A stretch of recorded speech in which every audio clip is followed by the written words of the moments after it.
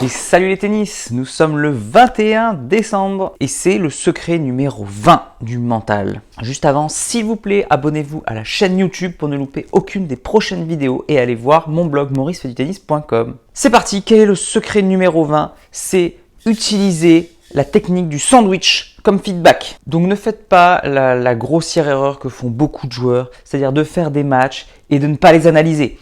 C'est soit blanc, soit noir. Soit c'est bon, tout était parfait, j'ai gagné, c'est cool. Ou soit j'ai perdu, je suis un loser, c'est bon, ça me saoule ce sport. Ou les gens qui arrivent à avoir pas d'émotion, mais qui n'analysent pas leur match. Donc il est très important d'analyser le match. Et moi, je dis toujours que c'est très important d'être lucide. Il faut reconnaître ce qui a été bien et ce qui n'a pas été bien. Et c'est hyper difficile parce que le cerveau a une tendance à vouloir catégoriser les choses, blanc ou noir, bien ou mal. Donc il y a toujours quelque chose qui prend le dessus. Soit c'est bien, soit c'était pas bien le match.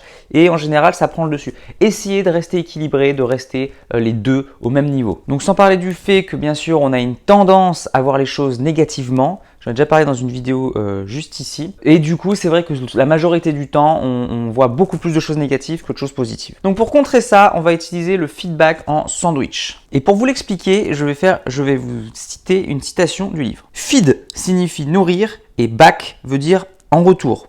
Un feedback est donc une nourriture en retour. Il s'agit de vous nourrir de vos matchs. Le feedback sandwich est un feedback structuré comme un sandwich. Une première tranche de positif, une garniture de pistes de progrès et une deuxième tranche de positif. Ainsi, structurer votre analyse de match nourrira votre confiance et vos progrès. La confiance est une nourriture tellement précieuse pour un joueur de tennis de compétition que vous pouvez mettre les bouchées doubles. 2 tranches valent mieux qu'une.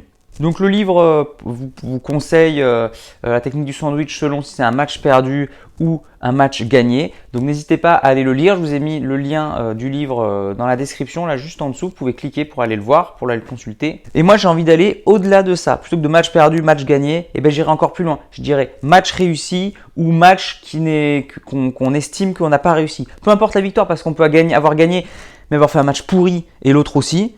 Et inversement. On peut avoir perdu mais avoir fait un match super. Donc voilà, ce serait pas match perdu, match gagné, ce serait plutôt match positif, match négatif, voilà, on peut séparer. Dans tous les cas, moi je vous explique que ma technique du sandwich, c'est premier, je mets tout ce qui a été positif dans le match. Je mets tous les plans, tactique, technique, tactique, mentale, parce que des fois je peux mal jouer, mais je peux quand même être battu. Et c'est important quand même dans un match de se dire, ben voilà, je me suis battu. À l'inverse, il y a d'autres jours, et ben je sens grave la balle, mais du coup je me suis pas du tout concentré et voilà, j'ai fait n'importe quoi mentalement. Donc j'essaye de classer un peu tous les points et de mettre donc tout ce que j'ai fait de bien. Évidemment, le deuxième point, c'est de mettre tout ce qui n'a pas été, donc tous les points négatifs. Attention à ce que votre sandwich ne soit pas déséquilibré, parce que des fois on met 1 ou 2 points positifs et on met 10, 12 points négatifs. Donc attention, il faut que ce soit équilibré. Trouvez quand même beaucoup de points positifs et un nombre de points négatifs équivalent. Et enfin, en dernier, donc soit vous avez la solution de reprendre d'autres points positifs que vous avez oubliés, que vous allez chercher, ou soit moi ce que je préfère, c'est de chercher les axes,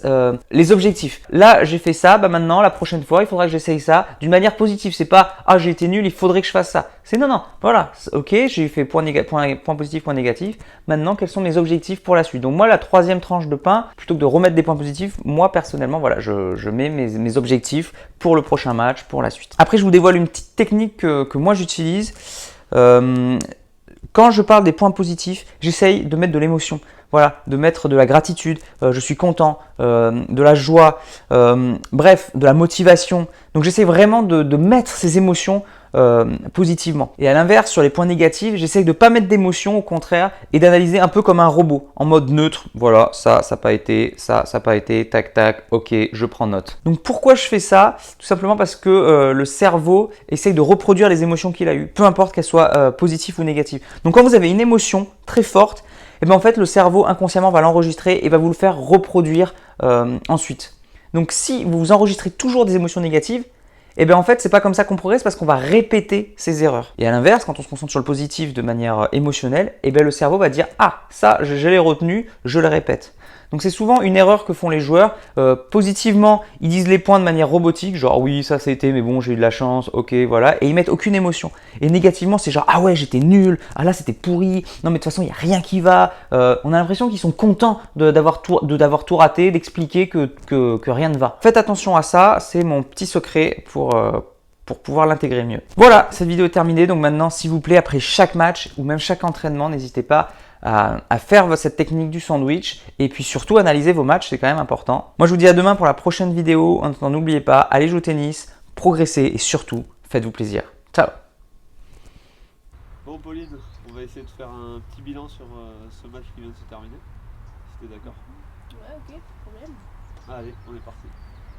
Ok, donc là, finissant ce match, coup droit, tu m'en as pas cadré un. En revers, t'avais aucune longueur. Après au retour, des deux côtés, il y avait beaucoup de fautes. Côté revers, c'était encore pire. Service, t'as eu un pourcentage, je préfère même pas te le dire. Après sur les volets, t'y es pas allé, tout simplement. Jamais, aucune, donc on peut pas savoir. Après, tu m'as au niveau du fond de cours, t'as fait énormément de fautes. Tu t'es pas battu. Tes jambes, j'avais l'impression que tu venais de sortir du lit. Il n'y avait rien, pas d'intensité, pas de déplacement, pas de stabilité, rien du tout. Après, et ensuite, on va finir avec le dernier point qui était vraiment catastrophique. Au niveau mental, début de set, tu es dedans et dès que tu perds un ou deux jeux de suite, tu t'écroules, tu te bats pas, tu mets rien en place pour te remotiver. Sur la chaise, on dirait que tu vas à la morgue. Voilà, il y a rien. Après, sur le plan global, ça reste quand même un bon match.